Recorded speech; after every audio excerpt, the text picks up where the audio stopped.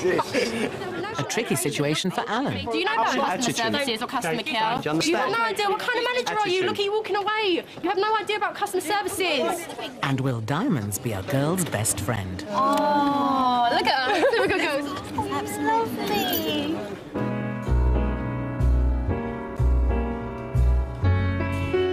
Come fly with me, let's fly away. If you can use some exotic booze, there's a bar in far Bombay. Come fly with me, let's fly away.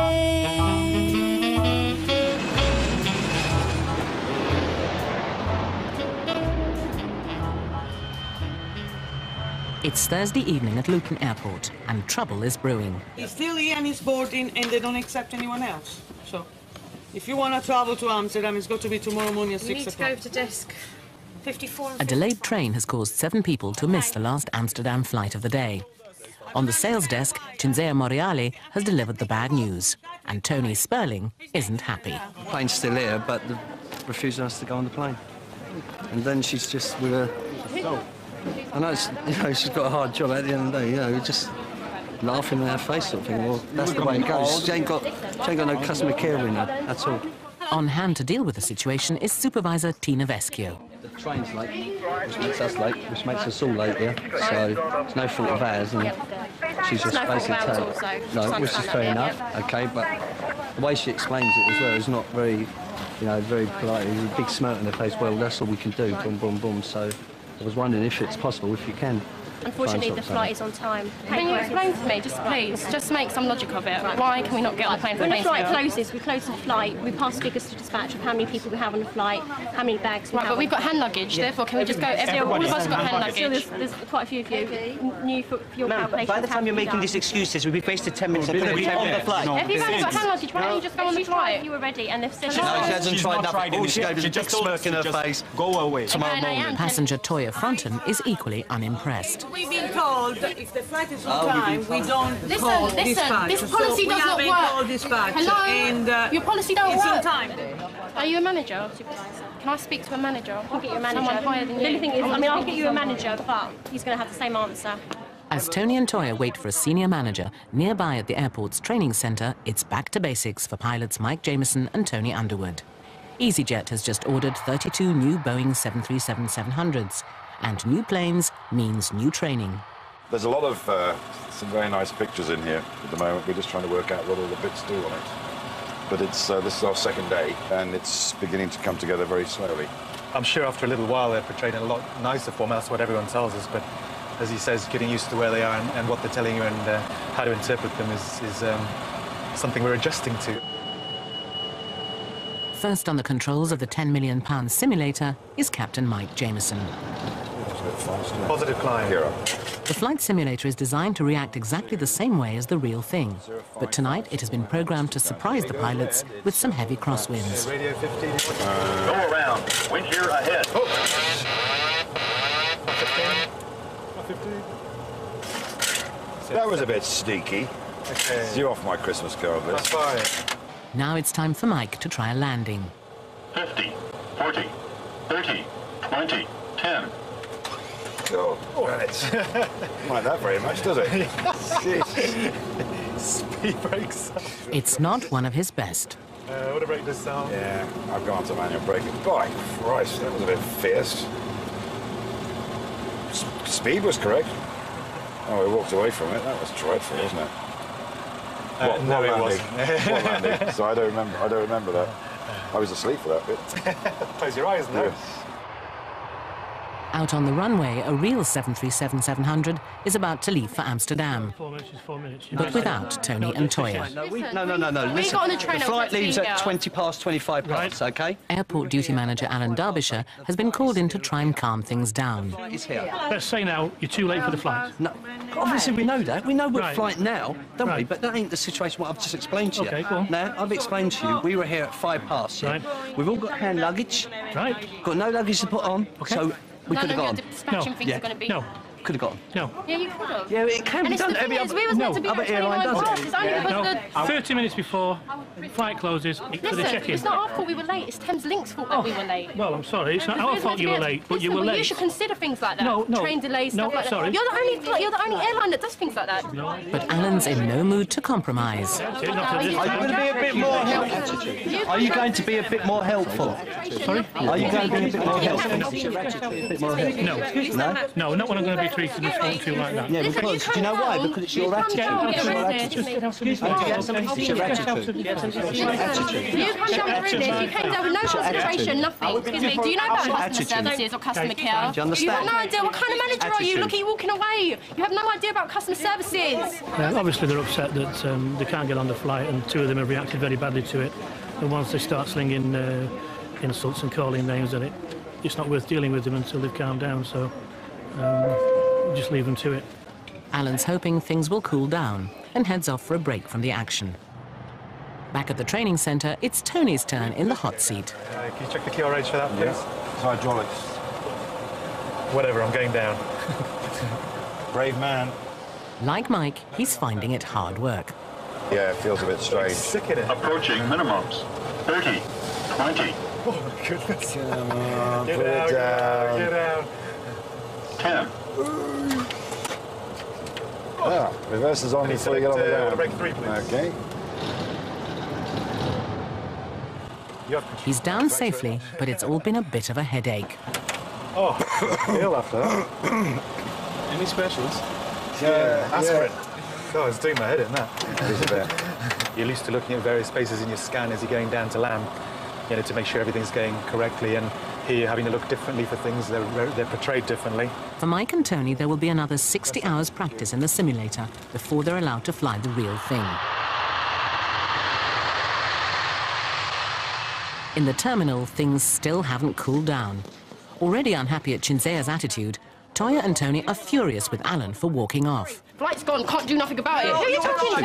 He should come down and say, listen, I'm really sorry. I'm really sorry. I missed your flight. No, you're sorry. He ain't sorry. He's bloody being rude. Yeah, so you're going to get rude. When you're in... Their only option is to transfer to a flight tomorrow morning. No, that's no good for us. That's no good for us. Tomorrow morning is no good for us. We will be sitting here. But it seems Tony might not be travelling at all. Chinzea is refusing to transfer him and one other to tomorrow's flight. I need him to come with me. All right, but there's a way to state the facts. I just state That's the facts. Listen, I can state the facts to you, and I can be very, very blunt to you, and you won't like the way I state the facts. I'm being very polite to you. And I'm like, no, because what I'm saying to you is that I want to go to Holland for And I would people. transfer you, but you need to listen to me too. About an hour ago. I haven't said anything to you that was bad. You're the manager, right? I'm asking you, like, please get me and my family on the seats tomorrow, please. I'm begging you. I'm pleading with you. Put them on, please, Thank you. chimps. Thank you very, very much, Alan. Finally, the matter's settled. They'll all be on tomorrow's flight to Amsterdam. We was really excited about it. My dad's ill, and it's the first time that they're going to Holland. I want to see my dad, do you know what I mean? And I want to show them a bit Amsterdam, whatever. But as they head off home, there's a difference of opinion how the matter should have been resolved. I would not have had them flying tomorrow morning if it was up to me, because, you know, at least I would have charged them just because they've been rude, and that's it. I would have charged them. What I tried to do was isolate the young lady and let her talk for the party. And we did that in the end. And she won the day. We did negotiate an agreement, and I transferred them all to the next flight, which is tomorrow morning, unfortunately. Still to come, a surprise in the air. This is a very special day because we've got a big surprise for Vicky. And conflict on the ground. There has been plenty of time, and there still is time. I can't get people on a flight that's about to leave.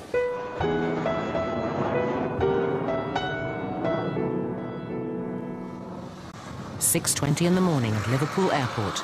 And although the McCulloch family arrived an hour early for their flight to Malaga, things haven't gone according to plan. I mean, the check-in has closed at 6 o'clock. We've been queuing over here. You told us to go to Yeah, but the thing is, there are some. 12. Yeah, but there are some screens. You can see the number, Yes, the check-in no, number, the Malaga, numbers are Belfast, flat, yes. Amsterdam. If I said to you 11 and 12, it was 11 and 12, and there are two people. I'm standing at 11 and 12. I've been queuing on 11 and 12 this last 15, 20 minutes. But it has been closed 20 minutes ago. Came here, was told by these people here to queue at 11:12. We queued up, we're in the queue, It was about 6 o'clock and we were at that end of the queue. We get to the gate and they said, Geneva, your flight is now closed. Your gate is now closed. Come over here. These people are now telling us there's not another flight now until 6:10. You've been in the wrong queue. No, sorry, you sent us to that queue. They've spent an hour queuing and still missed their flight. But who's to blame for the mix-up? Passenger Services agent Christina Lyon was on the next check-in desk, and she thinks the McCulloch family got it wrong. There was nobody there at 11 and 12. There was physically nobody there. I was sat on desk 11. We were there? No, 17 minutes past you came over to myself. I do know if there's about 30 or 40 people in front of me. If there's 30 and 40 people standing in front of me, I can see them. As far as we're concerned, you didn't present yourself for check-in. Because I've been sat there since 4:20 this morning. So for want the of a only better thing word, as an airline can offer you is a free transfer to the next available A free one. transfer? Yes. Diabolical. A free transfer? All right. She can do the free transfer for you, that's not a problem. Can't do it until after 10 o'clock, apparently. System failures this morning. In the Seems meantime... to be quite a lot of system failures this morning, doesn't it? What about the taxis at Malaga Airport? The computer failure means they'll have to wait nearly 3 hours to find out if there's enough room for all of them on the next flight. At Luton, preparing flight EZY-203 for departure, is purser Vicky Cox. Start closing the lockers, please. Close the lockers. 133 plus 2 on board. Vicky has no idea that her boyfriend Nigel Foster has picked today to surprise her. It's very nervous. I'm very nervous. There you go. Is this a special trip you're going on or something? Yeah, very special trip. Well, what are you going to do? I'm supposed to be getting engaged, proposing her to... You're going to propose? Yeah. On board the aircraft? On the aircraft, yeah. In the air? In the air. So she works with us then? She's a purser. Lovely. Any idea what she's going to say then? Hopefully, yeah. Does it look at the ring then? Oh, look at her. Look at her. Oh, that's lovely. Why can't we find men like that? They do nice things. So sweet. He seems really, really nervous though. The girls are impressed, but what will Vicky think? I've dropped her off today, so she assumes that I'm down in London working. She has no idea that I'm here. And what I want to do is just, you know, shock the hell out of her, really. Because she keeps telling me that I don't surprise her enough. I think this is actually going to blow her socks off. I'm feeling petrified, absolutely nervous, terrible. Yeah. I'm like shaking. I just can't wait to see the look of it on her face. Back in Liverpool, and things aren't looking good for the McCulloch family. They're facing an 8-hour wait for the next Malaga flight. But that's not the worst of it, as Supervisor Sarah Tier is about to reveal. There's 5 of you all together, isn't there? There is, yes. There's only 3 seats, and then this next flight at 6:10. There's only 3 seats. So unless you went tomorrow morning at 6:30, we could all go on that together. There's no ways. See, at the end of the day, we've got to have two definite no-shows to be able to let the other 2 go. And to be honest, the chances are Chris is slim with the Malaga. It's so popular. Everyone generally turns up, and it means you wait until 6:10 tonight, and then we might turn around and say, sorry, no. I want to see the rest of the party. Thomas McCulloch heads off to tell everyone the bad news. Sarah thinks she knows exactly what happened. But what I can work out is they've come to desk, ask where to check in as they do, and they've been sent across to desk 11 and 12. Now the Geneva closes 10 minutes afterwards. They've stood in the wrong queue. They deny that they've done that, but the gentleman even said to me, when he got to the front of the queue, they said Geneva, and our desks are set out from the beginning of the day. All the relevant check-in desks, it's up on the screens, and it's above the desks, the signs saying where to go. I do genuinely believe they think they've been standing in front of desk 11 and 12, but they haven't. It's been 9 and 10. He's only got 3 seats. Later flight. 3 seats later flight? At 6 o'clock. I have got seats for tomorrow morning again at 6:30. And it's their fault. After more discussion, they decide to try and argue their case with Sarah just one more time. You've got 2 options, either 3 of you go tonight and 2 of you go tomorrow, or you all go Thing tomorrow. is, we're all booked Yeah, but we're losing a day then, aren't we? Yeah, but you were late for check-in. It's not No, easy. we was not. for It's our check-in. first time, and it's my daughter's first time. I'm not spoiling that. You're not spoiling that for her. She's never been before, so I think she'd make an effort and sort it out herself.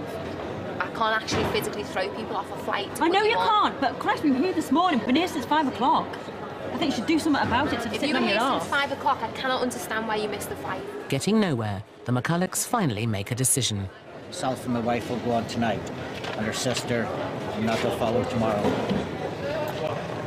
It's a long day. Friday afternoon at Luton, and the busiest time of the week. At the sales desk, passenger John Bott has arrived late for the last Aberdeen flight. No, you're merely blocking us. You've closed your check-in at a very early and very sensible time, I've no doubt. Yeah. But there's plenty of time for us to get on. He's due to be the main speaker at a wedding early tomorrow morning, but he won't make it unless he gets to Aberdeen tonight. I cannot see what the problem is. Is it abnormal? OK, it's not abnormal at all. Why can't I just want to be put on this plane? Yeah, I'm going to explain to you now. No, I don't want to explain. I want to be put on this plane, please. We can't get you onto that What do you plane, though, can't? because You it's choose now not 15 to. minutes before departure. There's plenty of time, So- 15 minutes before departure, for us to get on. Even if it's an international flight. We're flying to Paris, this would not be a problem. But Supervisor Sam Jones is having none of it. The flight will be going without him. I can't go tomorrow. I've got to go now. So I can offer you Glasgow or Edinburgh.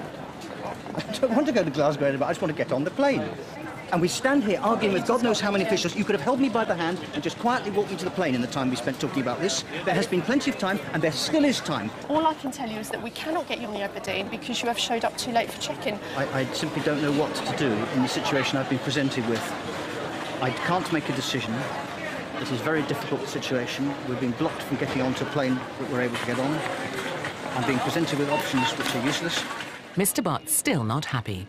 He wants to speak to someone senior, and it looks like he's found just the person, Easyjet boss Stelios.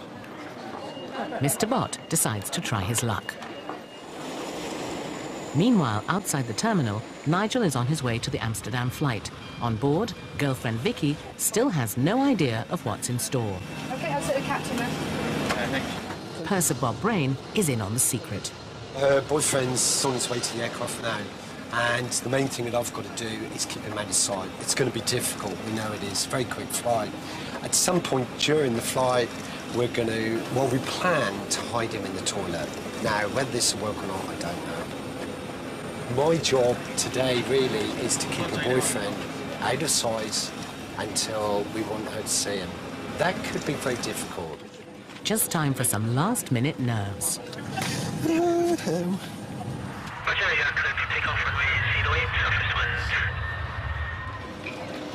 Back inside the terminal, Mr. Bott's managed to corner Stelios. But will he be able to help him get to Aberdeen? I've been refused in a way that I'm not used to even with an international airline. We've wasted, I don't know how long it is now, about 20 minutes, just arguing until this plane is about to go. And I'm wondering if you could please get us on it. No, I can't get people on a flight that's about to leave. The problem is that unless at some stage you stop checking people in and you do your paperwork and you prepare the plane will never leave. Of course. And I mean, the I've policy been travelling most of my adult life. Yeah, I know. But the fact of the matter is I missed flights too. They are now offering me, which I don't want, to go to Glasgow. I'm the main speaker at a wedding first thing in the morning. Well, if you are a speaker at the wedding tomorrow, you better go to Glasgow, isn't it? Exactly. And but I don't want to go to Glasgow. It's the wrong side of Scotland. Can I suggest something? What? Can you hire a Rizzi, rent a car, and I'll sort of throw it in? Yes, that would be I'll give you an acceptable. easy rent a car from Glasgow. Because if you can do that, that takes care of a certain amount of our problem. Okay. Because otherwise, this is just turning into a nightmare. Well, let's check the timetable. Okay. Check the timetable. It looks like Stelios has saved the day. It'll be a 4-hour drive for Mr. Bott, but at least he'll be there in time for the wedding. Hi, can you get to Easy Rent a Car from here? Give them the number. Give them the telephone number. There's now a telephone number for short-term bookings. Yeah. Okay. So send me an email with the details. Yes. My name is John Bott. Mr. Bott's direct approach has paid off. There's advantages of being the boss. And there are advantages to complaining to the boss because usually something happens. So that's why people come to me. 23,000 feet in the air, and amazingly, Vicky still hasn't spotted boyfriend Nigel. I'm going to go and check on the food at the back for us. Just while it's in the PA. OK. As Vicky has a word with the captain, Nigel's got just seconds to get himself in position before he's spotted. Sorry. That's all right, no problem. Okay. Right, we're cruising at 23,000 feet, and it's minus 25 outside. Time for an announcement. Ladies and gentlemen, if I could have your attention a moment, please. It's a very special flight for us today. It's special for one of my friends and my colleagues. That's Vicky, the senior cabin crew member on board today. It's Vicky's birthday. Happy birthday, Vicky, and That's not all. This is a very special day because we've got a big surprise for Vicky. We've got someone on board today that she didn't know would be here. Just coming out now. Yes, it's her boyfriend. Oh, no! Happy birthday, love. Will you marry me? Oh, God. I'm shaking here. Come somewhere. It's all been worth it. Thank you very much. Oh, you man. So nervous. Congratulations. Well done. Oh, God. All the best. Thank now you can see one of the you. secrets. It went well, I think. Well, she said yes, so it's good. I would never expect a birthday present like that. It was really, really nice one. You have to phone your mum now. Yeah, I have to phone my mum on the telephone now when I'm in Amsterdam getting drunk. Thanks ever so much. Thank you. Mike Jameson and Tony Underwood have completed their training and are now fully qualified to fly the 737-700. Vicky and Nigel are planning to get married later this year. Thanks to Stelios, Mr. Bott got to Aberdeen in plenty of time for the wedding, and his speech was a great success. Christmas with Easyjet. Ho, ho, ho. Have you been a good girl? Staff get into the festive spirit. Where's my present? Passengers aren't quite so merry, and tidings of joy are sometimes hard to come by. Easyjet. How to ruin someone's Christmas.